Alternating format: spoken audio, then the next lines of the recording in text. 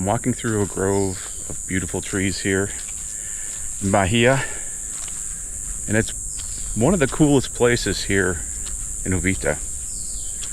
But there's a lot of beautiful trees here. They're gonna chop them all down. Find out why here on this episode of Costa Rica Story. So we're here in Bahia, in one of the coolest places in Bahia that most people don't know about. It's a small grove of trees that lines a road. It's along the Rio Uvita, close to where the Rio Uvita meets the Pacific Ocean. And it's really a beautiful place. These trees are very old, and they're the home to a lot of wildlife here. There's a lot of monkeys, and every once in a while there'll be macaws up there. There's macaws over in the next grove right here. You may be able to hear, but it's a really beautiful place. But I recently found out that all these trees, from the end of the road all the way to the beginning of the road, which is quite a ways, they all have numbers on them, and they are all going to be cut down. And when I first heard that, I was like, something's got to be done to stop this. But as I found out from my friend David, who lives down here, that this land is owned by a farmer. And these trees, as beautiful as they are, they've really reached the end of their maturity. So what's happening now is these trees are dropping branches, and they're breaking the fence, and the farmer's cows are getting out. So that's a bad thing. And they're also, these branches, every time there's any kind of rain or wind, they drop over the road here, so it cuts off access to the road. So as I understand it, the plan is to cut down all these trees, and they're going to plant new trees, which in the short term really kind of stinks, but in the long term it's really the only alternative. Because if people can't get down through here because of the falling trees, it's it's not a good situation for the people that come here. This is a very popular place for people to fish. The locals fish here. This isn't so much a touristy spot as a local spot. So as beautiful and as magical as this place is, it really is not sustainable to have these really large trees that have reached their peak of maturity and have begun to drop their branches here. I would never park my car down here, because I've been down here and I've heard a crash, and then I come back out to the road here, and the road will be blocked by a tree. So these branches are falling quite a bit. So yeah, parking down here is really taking a gamble. But this really is a special place for so many reasons. It joins into where the Rio Uvita meets the Pacific Ocean, and it's cool at different tide levels. You see the tide rushing up the river, and you get the river flowing both ways, which is kind of cool. But I love situations that can teach a lesson, and that's exactly what this was. Because when I first saw that these trees had numbers on them and they were going to be cut down, I was all, knee-jerk reaction. Oh, this must be stopped. We need to start a public campaign to save these trees. But if you look at it in the long term, if you look at the big picture, it is so much better that there is a farmer here that owns the land. The farmer owns both sides of here. And as long as the farmer owns the land and needs it for his cows, it's not going to be developed. So what's happening here in Uvita a lot is you'll see a finca go up for sale. It's been in the family for years, but this generation may be just tempted by the huge prices that are offered for land here. So the finca, which is a farm, goes out of possession of the local Costa Ricans and goes into the hands of somebody that wants to build on it. And then you have houses everywhere. So as long as this land here stays in the possession of the farmer and it's being used for farming, it's a win-win for everybody here, because the farmers are oftentimes the best stewards of land. And the other lesson that it reminds you of is that Nothing lasts forever. This grove of trees definitely won't last forever. They might not even be here next year. So the lesson is that things in life are finite, including life itself. So it's a quick reminder. I'm going to enjoy this little grove of trees. I'll probably enjoy it more now because I know that, you know, it's got the clock is ticking on it. It may not be here a year from now. Maybe it will, maybe it won't, I don't know, but its clock is ticking. But at the same time, every one of us, the clock is ticking. So get out there, enjoy your life. Don't take it for granted. And time is the most valuable commodity we have, so don't waste it.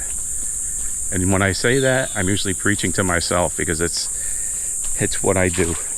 When I'm preaching, maybe it sounds like I'm preaching to you out there, but I'm preaching to myself because it's a little reminder that I usually need.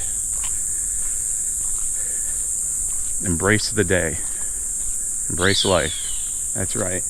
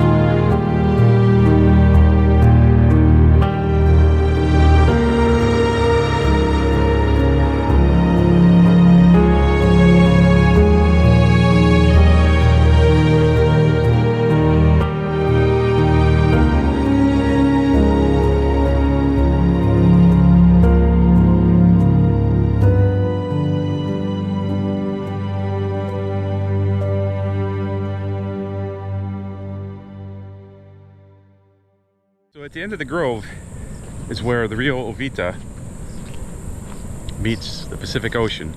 And this is really a special spot of its own. But this is really a environmentally awesome area. I don't know how else to put it. But I really enjoy watching the tide come in here, because the tide runs up the river, and then, you know, the river's going backwards. I'm not sure why that fascinates me so much, but having grown up inland, I've only got experience with normal rivers that don't have the effect of the tide coming in. So it comes down here where the Rio Uvita meets the Pacific Ocean, and to my left is Parque Nacional Marino Ballena, and to the right is Playa Hermosa. So it's really a cool spot down here, and it's not easy to get to when it's wet and muddy like today. So it's not always crowded. To be on the park, you need to have a ticket. You need to buy your ticket if you're a gringo. If you're a local here, you don't need one. And if you're a Tico that's not local to the area, it costs you like $1. But this is a really cool spot here, and it just happens to be at the end of all those really cool trees. So one thing that happens in all beaches is plastic washes up. We got all kinds of different plastic that washes up, and there's a lot of beach cleanups here. So if you come visiting, you can check into places like Cafe Vivo. There's a lot of places that do cleanups. Check your Facebook groups. But there's a lot of places that, I mean, you're not going to solve the plastic problem, but you're going to, you know, take a little bite out of it. So if you're in town looking for some volunteer things to do, picking up plastic on the beach is always something somebody's doing somewhere. So consider that if you're looking for some fun. Because the plastic, it just keeps on coming. It's a gift that keeps on giving, unfortunately. So if you've ever wondered how coconut trees grow, they actually grow pretty easy. When a coconut falls out of a tree and it begins to rot, it doesn't take long before it starts, a little shoot comes out of it, a little baby coconut tree. And right behind me here is a little grove of coconut trees. And you can see on some of them, the coconuts are right at the surface. Some of them are actually buried in the sand where the tide brought the sand in. But you see the coconuts growing there in little formation. I don't know what their future is going to be here, but maybe in, you know, I'm not sure how long it takes. Maybe in a few years there'll be coconuts growing here. Well, that's all I've got for this episode of Costa Rica Story. Make sure you like if you liked it, subscribe if you want to, but most importantly, share this video and this channel with a friend. Hasta luego.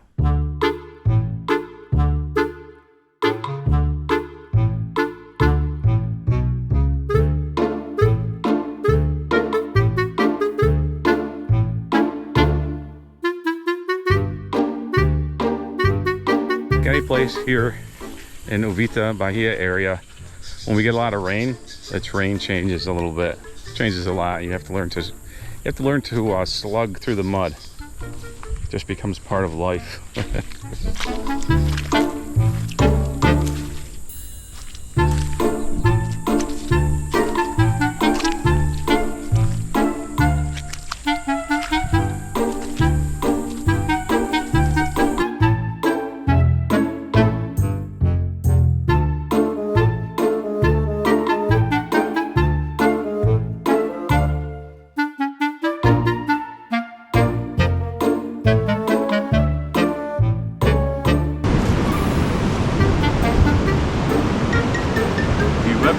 If you have ever wondered how coconuts grow, well, this is the simple answer here. These are little young coconut plants, and in the sand there's a coconut. And when the coconut falls in the sand, it sprouts coconut.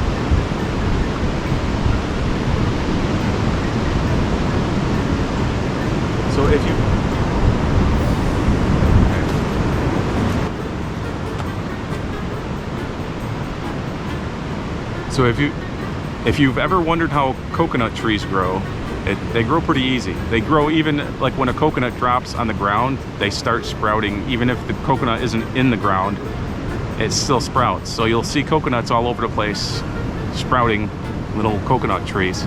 And behind me here there's a bunch of coconut trees growing here, and the you know, the coconuts are right there on the surface. You can see them. So right behind me here, you see a little mini grove of young coconut trees. It is patrolled. The police patrol this for safety, all the way from down the beach, all the way down through. So there is a certain amount of security because they do patrol the beach all the way down through to make sure that things are okay. So that's reassuring to know that there's a little patrol that goes through there to make sure everybody's behaving themselves.